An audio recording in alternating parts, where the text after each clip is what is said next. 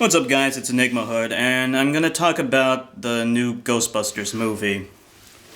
I didn't really want to talk about it, but there was a lot of controversy about it after the trailer was released. So I felt like I kind of should give my 2 cents about the whole controversy about the new Ghostbusters movie being all women and shit like that. To start off with, I'm not a huge Ghostbusters fan. When I was a kid, I watched the cartoon, but I didn't really love the cartoon. I was more of a Ninja Turtles guy. I preferred Ninja Turtles. I preferred Transformers.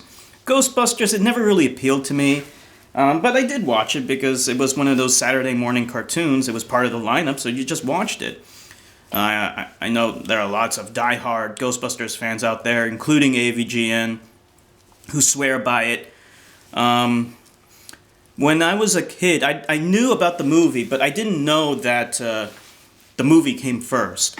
I actually thought the movie was based on the cartoon, which wasn't like, I wasn't completely off. I mean, there were lots of movies that were based on cartoons, like the Ninja Turtles movie. I mean, you could say the comics came first, but it was, I mean, let's be honest, like the Ninja Turtles became popular because of the cartoon. And also, of course, Transformers, but that came out recently. But yeah, you kind of get the idea. There have been live-action movies that were based on a cartoon, so I thought that, this was just like that. Obviously, later on, I found out, no, the movie came first. So when I finally saw the movie, I didn't like it for a couple of reasons. One, I just didn't find it funny. Like, none of the jokes struck me as, like, really good. Like, I was kind of bored throughout the whole thing. I didn't like, and this is kind of like a consequence of me watching the cartoon before the movie, but I didn't like how Slimer was a very small part of the movie. I mean, he was just kind of there, but he wasn't even called Slimer. In the cartoon, Slimer was a major part of the cartoon. Slimer is a breakout character. He's one of those characters that originally started out as a small character, but then became big later on, like Wolverine or Steve Urkel from Family Matters or the Fonz from Happy Days. Originally, he started out small, and then he became big. But the problem with the movies is that, the movie isn't a TV show, so Slimer is always going to be a small part of the movies. So I didn't really like, his reduced role. He was just like a villain in that, which was odd because he's a good guy in the cartoon. But that's just has to do with me watching the cartoon first. Whatever. Now, about the new movie, a lot of criticism has been levied against it for the black character, the black woman, being just an everyday, non-scientist character. But here's the thing, I had that criticism about the original the entire time. I was always criticizing the original for Winston's character because he was a token character. If you ever watched the cartoon, I never got that impression that Winston was a token character in the cartoons. In the cartoons, he was an equal member of the Ghostbusters. So I never got that impression. He was just a normal cast member of the Ghostbusters. But in the movie, he literally was just pulled in like in the middle of the movie or something like that, and didn't have a major part of the movie. Didn't really say much or offer anything insightful. I mean, I know a lot of Ghostbusters fans like some of the quotes he made, but I found them to be corny and kind of canned, whatever. I found them to be cliche. Maybe at the time they were kind of exciting, I guess. I don't know, but in the present day, I didn't really think any of that was very good. I heard a rumor, I don't know if this is true or not, that Winston's character was supposed to be played by Eddie Murphy, but I guess Eddie Murphy turned it down for whatever reason, so they settled on Ernie Hudson, I guess his name is, and he's a complete nobody. He's not a comedian or anything like that. Ghostbusters is his claim to fame, and he never made any other notable or interesting movies as far as I'm aware of. I mean, the only other movie I know him from is Congo, and that movie sucked. So, yeah, he was just kind of a throwaway token black guy, and I thought it was, but that was kind of typical. I mean, it was an 80s movie, but still, I mean, you can't deny what he was. He was just a token black guy. Yeah, for them to follow that, it's outdated for them to follow that in today's era, and You could say, some racist will probably say, oh, well, that's just being realistic because not a lot of black people are scientists. Well, that's not really the point. I mean, the point is you really do want to give black youth positive role models.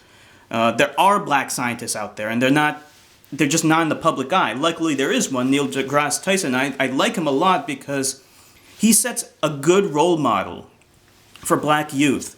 Instead of seeing, like, constantly, we're just seeing Michael Jordans and other sports stars that are black, and then, so that just influences black youth to want to emulate them instead of emulating someone like Neil deGrasse Tyson. You know, someone intelligent, someone who does more than just, uses physical prowess. He uses his mental prowess. So I want to see more of that. They should have updated it for modern times. But they didn't. And so the movie got a lot of backlash. And then, the actress who plays that character kind of, like, pushed back and say, well, what's wrong with having a black female character being an ordinary person and a non-scientist? Whatever. As for what do I think about the new Ghostbusters, when I first heard about it, and I heard about it way before the trailer came out, I thought it was a bad idea. Even as a non-fan, even as a person who didn't like the original, I could understand how a fan would react to that. There was just no point. And when I saw the trailer, it had nice special effects, but like it just looked bland to me. Like there was nothing about it that like said to me like this is going to be amazing, which is what would it have to do in order for it to be amazing? And really that comes down to the crux of the problem. A lot of people criticize Anita Sarkeesian. I agree with her on one thing though. The Miss Male trope is a stupid trope. And that's, ironically enough, feminists are responsible for this movie. They're actually guilty of perpetuating this trope. They're taking an established male character, or in this case, franchise, and just making it female. It's like how they made Miss Pac-Man. It's just a female version of an established male character. Or how Amy Rose is just a female version of Sonic. Or how Spider-Girl is just a female version of Spider-Man. Or how, Batgirl is just a female, you get the point. They're just taking a male character and changing the gender and saying, okay, well, here we have a new character. It feels so cheap and shallow because it kind of shows that they don't have confidence in this character enough to carry a comic book or a movie on its own. So they're just taking an established male role and then riding on that success and then inserting a female character into it, hoping to continue to ride on the gravy train, so to speak. And it doesn't work. It never has worked. They always feel like shallow, two-dimensional characters that feel like pale imitations of the original. And, they naturally feel inferior. Does anyone give a fuck about the female version of Batman? Not really. You want to watch Batman, not fucking Batgirl. That's why they're not making, it's just so stupid. Who wants to watch a Batgirl movie? I'm sure they will make one, or maybe they already have. I have no fucking idea. But nobody wants to watch that, and it's not going to pull in the same kind of numbers and box office tickets as Batman will. But whenever they make an original creation, something built from the ground up that has a minority character or has a female character, those tend to be a lot more successful because they're not imitations. That's why Spawn is so good. He's a black guy. But yet his comic books succeeded, because it wasn't trying to imitate anyone. A character like Mirror's Edge, that's a great video game and has a lot of fans. The main character's female. They never tried to imitate anyone else. It just worked. It worked as a core original concept. And that's why this stupid Ghostbusters movie feels so shallow and weak, because it's just imitating a male established franchise. And on top of that, in addition to that, it's alienating the original fans who love the original and don't want to see it fucked with. They would already have hostility towards a remake with completely new male characters, right? So what makes them think that replacing them with females would endear themselves to the original fans? It won't. It's just going to come off as tacky. Now, with all of that said, and I've said lots of bad stuff about this, Thunderfoot being the butthurt anti-feminist moron he is, he went lambasting the GhostBusters movies in 2 videos. In fact, the second video he made was so similar to the first video he made that I actually thought that he just re-uploaded it. I had to actually check on his original channel to see if they were actually different videos, and they were.